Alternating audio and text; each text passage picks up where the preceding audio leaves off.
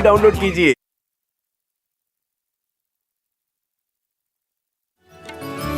दीवार पे कुदरत की फनकार ने दस्तक दी, फिर चलने लगा जादू और फूट पड़ा दरिया। ख्वाबों के खजानों का पत्थर होके शीशा हो, लकड़ी होके कपड़ा हो, धातु हो कि नगीना हो, धागा हो या मिट्टी हो, हर शय से उभर आया जीवन का नया चेहरा। फनकार के हाथों से काढ़े गए ये चेहरे, आईना हैरत है, तहरीरे शिफाकत है, अनमोल विरासत है, अनमोल विरासत है।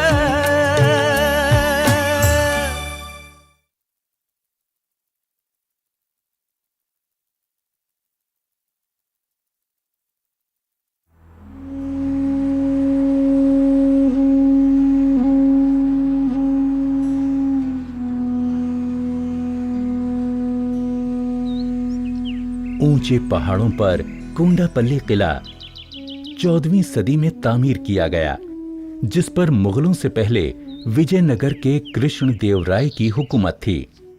राजा कृष्णदेवराय ने अपनी हुकूमत में फन और फनकारों को बेहद फरोख्त दिया। मैं जब भी आर्ट और क्राफ्ट के गलियारों से बाहर निकलती हूँ तो याद आती है पगडंडियाँ, जहाँ से चलकर ये हुनर हमारे पास पहुँचे हैं। ये पगडंडियाँ हमें ले जाती हैं फ़न और हुनर की उन जड़ों तक जो आज भी जदीद ज़िंदगी की भाग दौड़ से बेहद दूर हैं। ये वक्त को गुजरते देखती तो हैं, लेकिन अपने आप में सिमटी रहती हैं।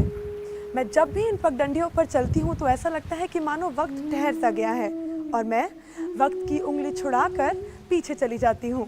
पीछे लौटते वक्त याद आते हैं खिलौने, रंग बिरंगे खिलौने, मेलों हाट बाज़ारों में मिलने वाले खिलौने, लकड़ी के खिलौने, मिट्टी के खिलौने, वो खिलौने जो दादी नानियाँ कपड़ों की कतरनों से अपने हाथों से बनाया करती थी, वो खिलौने जो मेरी अम्मी के पिटारे में है।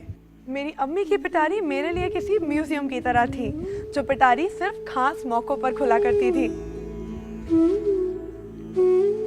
एक बार जब अम्मी की पिटारी खुली तो मैंने उनसे बहुत जिद की कि अम्मी मुझे ऐसे ही खिलौने चाहिए। तो अम्मी ने बोला कि रूही बेटा, अब पता नहीं ये खिलौने बनते भी हैं या नहीं, न जाने कौन से गांव के हैं। मैंने उसी दिन सोच लिया था कि मैं इस दस्तकारी के बारे में पता लगाऊंगी और मुझे खुशकिस्मती से ये मौका भी मिल गया, एक ऐसे इदारे से वाबस्ता होकर जो इस दस्तकारी को जिंदा रखने के लिए काम कर रहा है। और आज मैं खड़ी हूँ कोंडापल्ली के किले में और हम यहाँ से तय करेंगे सफ़र कोंडापल्ली गांव का, कोंडापल्ली के खिलौनों के लिए। तो चलिए हमारे साथ ज़रा पता लगाते हैं उनके बारे में। राजा ने सदियों पहले राजस्थान के लकड़ी के खिलौने बनाने वाले कुछ कारीगरों को अपनी हुकूमत में बसाया था।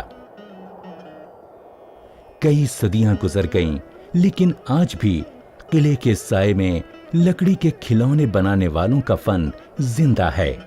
कोंडापल्ली किले से देखें तो कोंडापल्ली देहात पहाड़ों की गोद में बसा छोटा सा देहात है, जो कोंडापल्ली खिलौनों के लिए बेहद मशहूर है, जिन्हें यहाँ की जबान में कोंडापल्ली बोमालू कहते हैं।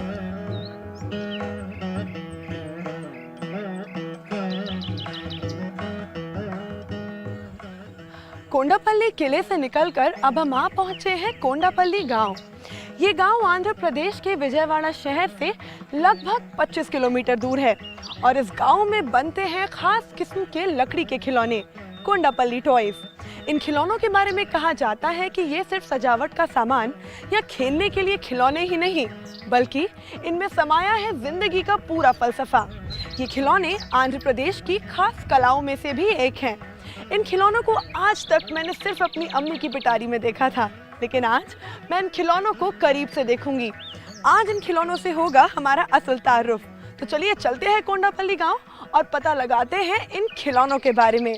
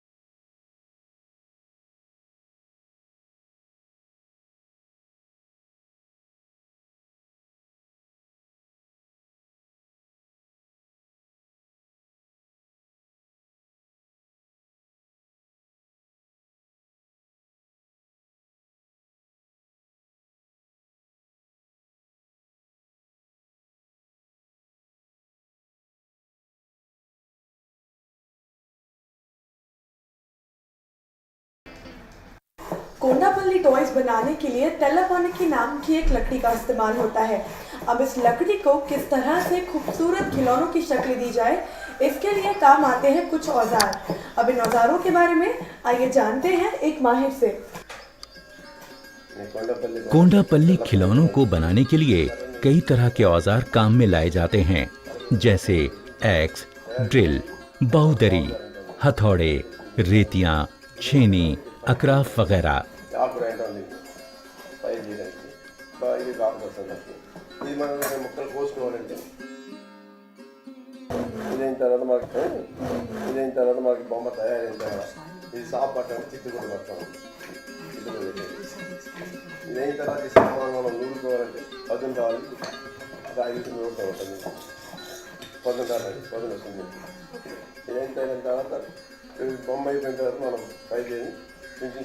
इस तरह से हम खिलौने बनाते हैं।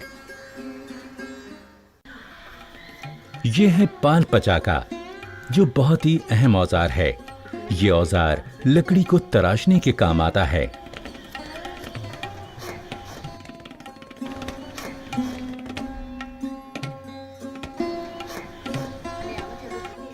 कोंडापल्ली खिलौनों को बनाने का काम कई मराहिल में पूरा होता है। हम सिलसिलेवार खिलौनों को बनाना सीखेंगे।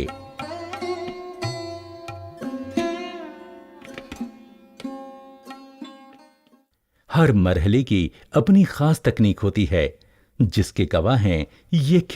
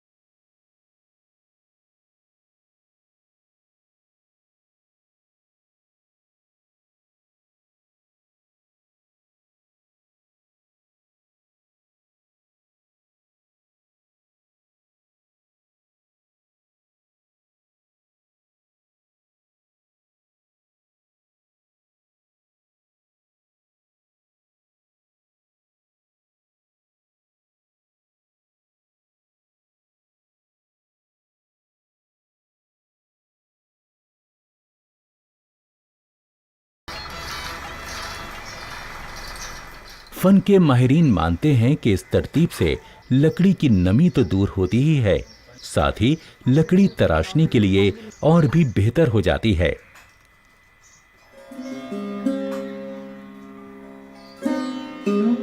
जब लकड़ी को हल्की गर्माहट में सेंक लिया जाता है तो उसको तराशना आसान हो जाता है।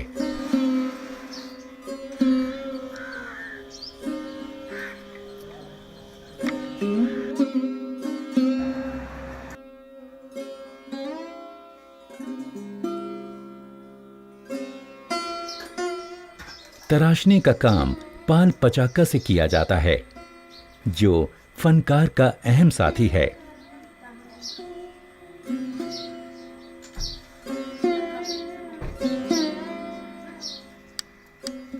लकड़ी के टुकड़ों से खिलौनों के अलग अलग हिस्सों को एक ही कारीगर या एक ही कुंबे के कई अफराद मिलकर तराशते हैं।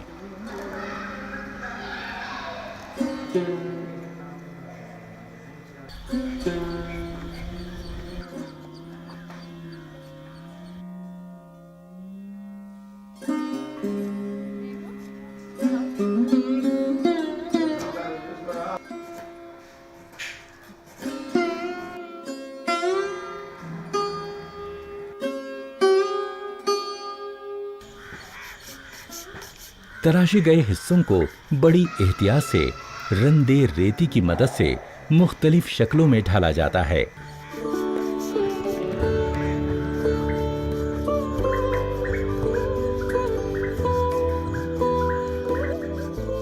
तराशे गए खिलौनों के सभी हिस्सों को हमवार कर लिया जाता है।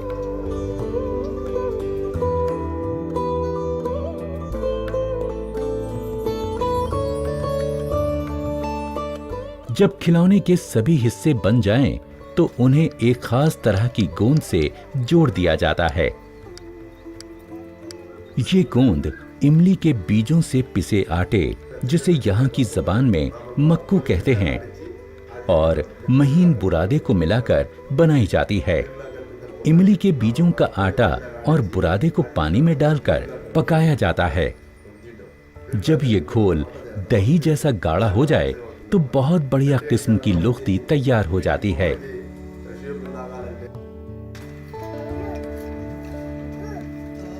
लुख्ती से खिलौनों के सारे हिस्सों को जोड़ दिया जाता है।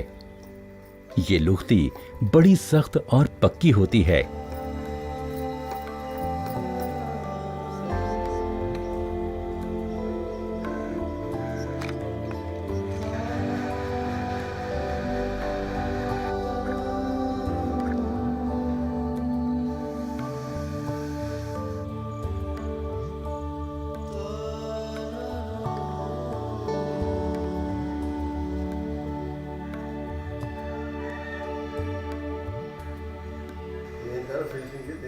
जो फिनिशिंग खिलौनों को औजारों से नहीं दी जा सकती, इसके लिए भी लुख्ती का ही इस्तेमाल किया जाता है। इसकी मदद से खिलौनों को हस्बे जरूरत संवारा जाता है।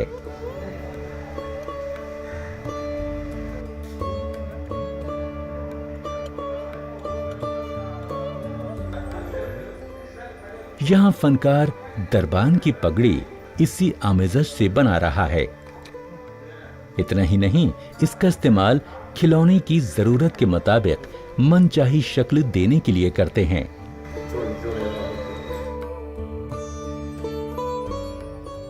चाहे वो कंधों की गोलाई हो या फिर हाथी का जिस्म वगैरह।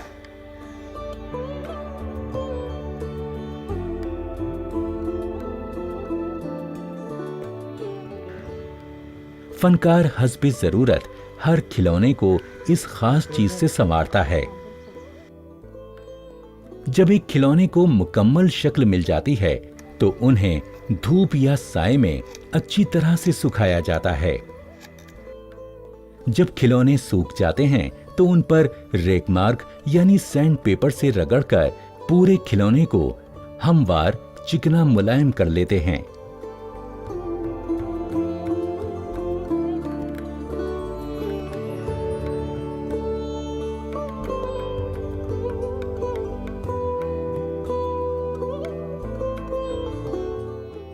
कभी कभी मजबूती के लिए महीन कपड़ा और अखबार के टुकड़ों को भी खिलौनों पर चिपकाया जाता है।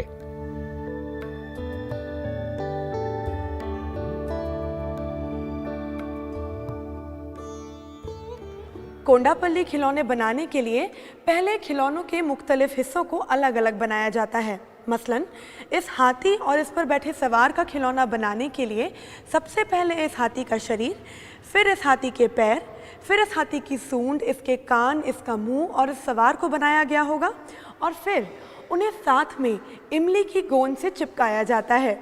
और अब इस खिलौने को अंजाम देने के लिए और इसकी खूबसूरती में चार चांद लगाने के लिए इस पर बेहद खूबसूरत रंग किए जाएंगे। आइए देखते हैं। खिलौनों को अच्छी तरह से सुखा लेते हैं। खिलौने सूख जाने के बाद उन पर शुद्धा लगाया जाता है।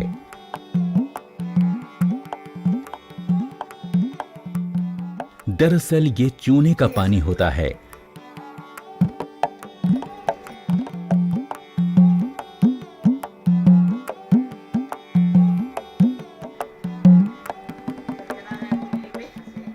शुद्धा लगाने के बाद कारीगर अच्छी फिनिशिंग के लिए प्राइमर का कोट खिलौनों पर चढ़ाते हैं।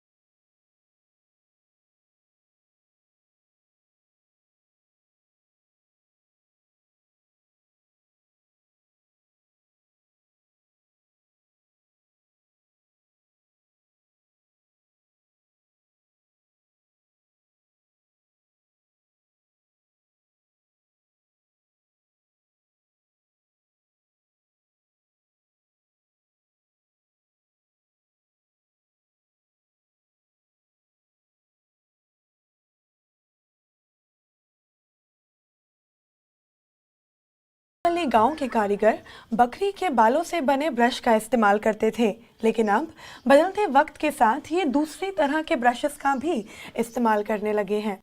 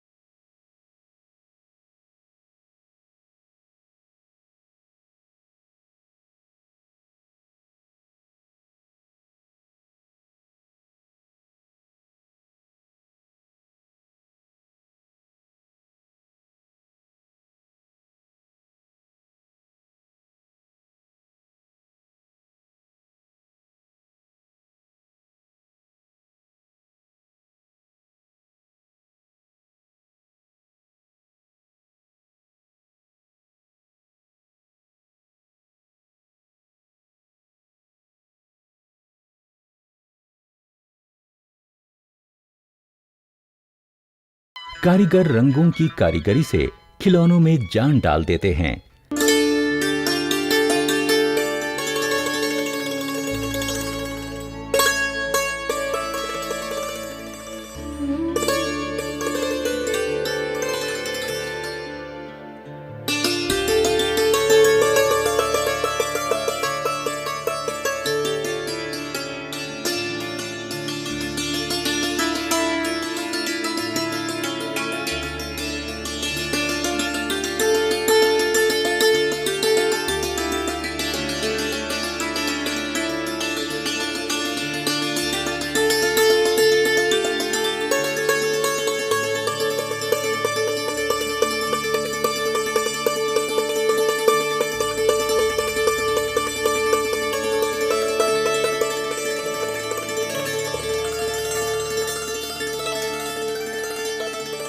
मैं खिलौने बनाती हूँ।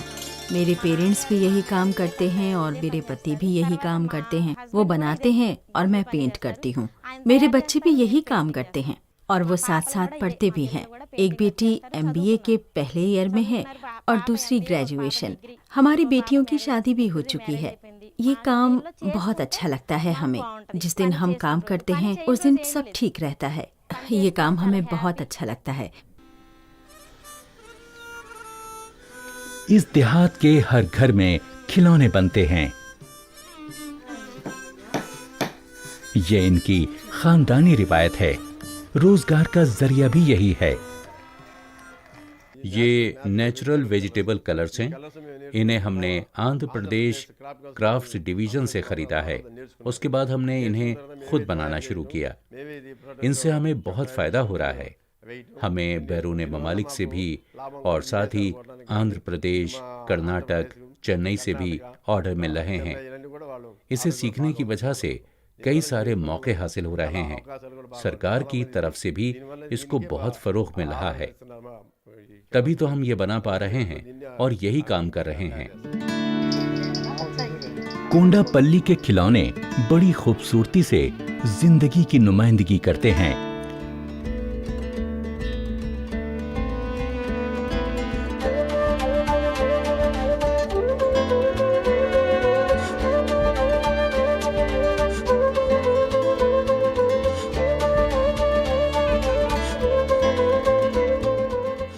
इन खिलौनों की खास बात यह है कि इनकी थीम लोक कहानियों से ली जाती है और यहाँ तक कि देवमाला की कहानियों से भी।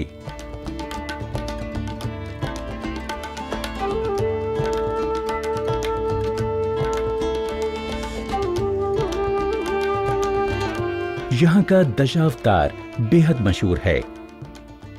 ये विष्णु के 10 रूप दिखाता है।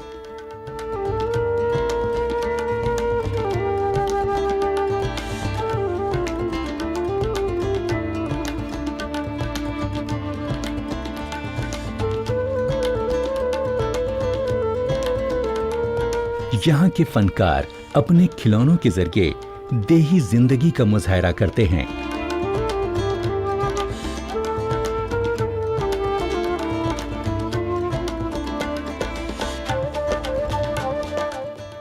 ये कारीगर बारीकी पर बेहद ज्यादा ध्यान देते हैं।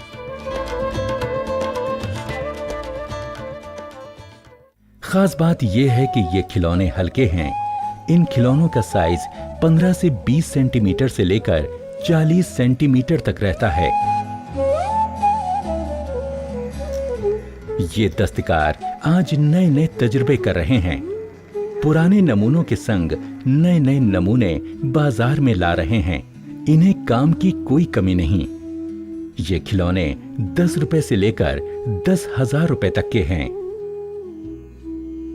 ये बेहद खुशी की बात है कि आज कोंडापल्ली के खिलौने मुल्क और बैरून ममालिक में बेहद मशहूर हो रहे हैं और तोहफतन एक दूसरे को दिए जा रहे हैं।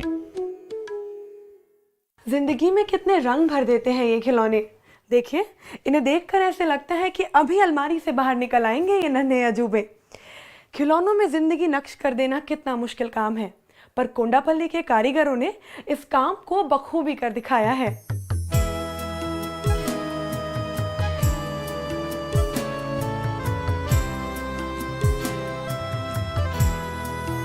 हमें आवाज देती है ये सदियों की विरासत, हमें आवाज देती है। कोंडापल्ली खिलौने सिर्फ आराइशी मसनुआत के तौर पर ही इस्तेमाल नहीं होते, बल्कि इसमें छिपी है भारत की बुलंद सकाफत और विरासत की खुशबू, जिस पर हम सभी को नाज है। रखो यारो के हम हैं हुनर हिंदुस्तान के। अनमोल विरासत, अनमोल विरासत, हमें आवाज देती है ये सदियों की विरासत, हमें महफूज रखो, हमें जिंदा रखो यारो कि हम हैं हुनर हिंदुस्तान के। अनमोल विरासत, अनमोल विरासत, अनमोल विरासत, अनमोल विरासत। हम एक बार फिर से कोंडापल्ली के किले में आ पहुंचे हैं। इस किले के एक एक पत्थर से उस जमाने की जिंदगी और सोच की खुशबू आती है। तब के राजाओं की शाहपरस्ती की बदौलत कोंडापल्ली खिलौनों की शुरुआत जरूर हुई, लेकिन इसे जिंदा बनाए रखा यहाँ के कारीगरों की लगन और मेहनत ने। लेकिन अब इस विरासत को आगे बढ़ाया जाए, ये जिम्मेदारी सिर्फ उनकी नहीं बल्कि आपकी और हमारी भी है।